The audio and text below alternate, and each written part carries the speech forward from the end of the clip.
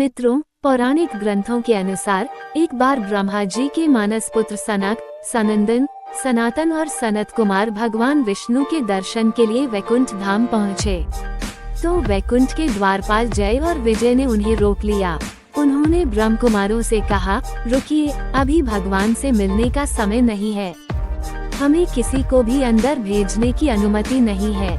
ये सुनकर ब्रह्म कुमारों ने हैरानी जताते हुए कहा, भला भगवान से मिलने के लिए भी किसी से अनुमति चाहिए होगी।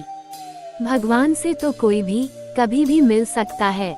इस पर जय विजय ने कहा कि आपकी बात तर्क सम्मत हो सकती है, परंतु हमारे कार्य क्षेत्र से बाहर है।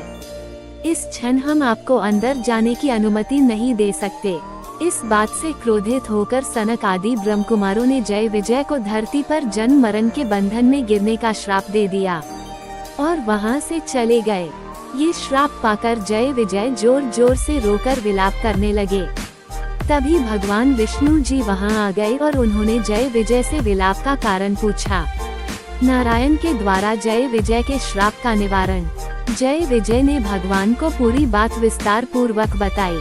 भगवान विष्णु जी ने उनसे कहा कि मैं श्राप को शून्य तो नहीं करूंगा, क्योंकि इससे श्राप देने वाले का एवं उसके तप का अनादर होगा और कर्म चक्र भी बाधित होगा, परंतु तुम अपने स्थान पर अपना कार्य का वहन कर रहे थे, इसलिए मैं तुम्हें इस श्राप से शीघ्र मुक्त होने के 2 उपाय बताता हूँ।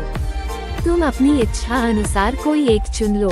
पहला, तुम दोनों धरती पर 7 बार मेरे भक्त के रूप में जन्म लो, या फिर 3 बार मेरे शत्रु के रूप में और मेरे हाथों से अंत गति को प्राप्त हो। जय विजय ने हाथ जोड़कर धरती पर 3 जन्म लेने की बात स्वीकारी। इससे वो जल्दी अपने प्रभु की सेवा में लौट पाएंगे।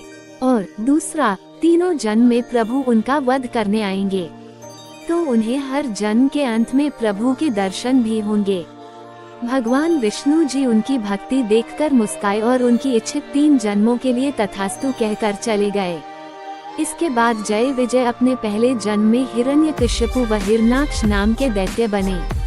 जब हिरण्याक्ष ने एक बार धरती को उसकी कक्षा से बाहर खींचकर ब्रह्मांडीय सागर में छिपाने का प्रयास किया था, तब भगवान विष्णु ने वराह अवतार लेकर उसका वध किया और धरती को पुनः उसके स्थान पर स्थापित कर दिया। अपने भाई की मृत्यु से हिरण्यकशिपु को बहुत क्रोध आया और ब्रह्मदेव से कई तरह के वरदान पाकर वह स्वयं को अमर समझने लगा और भगवान की सत्ता को नीचा दिखाने का हर संभव कार्य करने लगा। यहाँ तक उसने अपने नारायण भक्त पुत्र प्रहलाद को भी सताना शुरू कर दिया। तब भगवान विष्णु ने नरसिंह अवतार लेकर हिरण्यकशिपु का भी वध कर दिया। फिर जय विजय अपने दूसरे जन्म में रावण और कुंभकर्ण बने। इस जन्म में रावण लंका का राजा था और कुंभकर्ण उसका भाई। तब प्रभु ने अयोध्या के राजा दशरथ के यहाँ पुत्र राम के रूप में जन्म लिया और फिर प्रभु श्री राम ने रावण और कुंभकर्ण का वध किया। तीसरे जन्म में जय विजय शिशुपाल व दंतवक्र के रूप में जन्मे। इनके इस जन्म के समय नारायण अपने पूर्ण रूप में भगवान श्री कृष्ण बन धरती पर आए। भगवान श्री कृष्ण के बुआ के पुत्र के रूप में जन्मे थे शिशुपाल और दंतवक्र।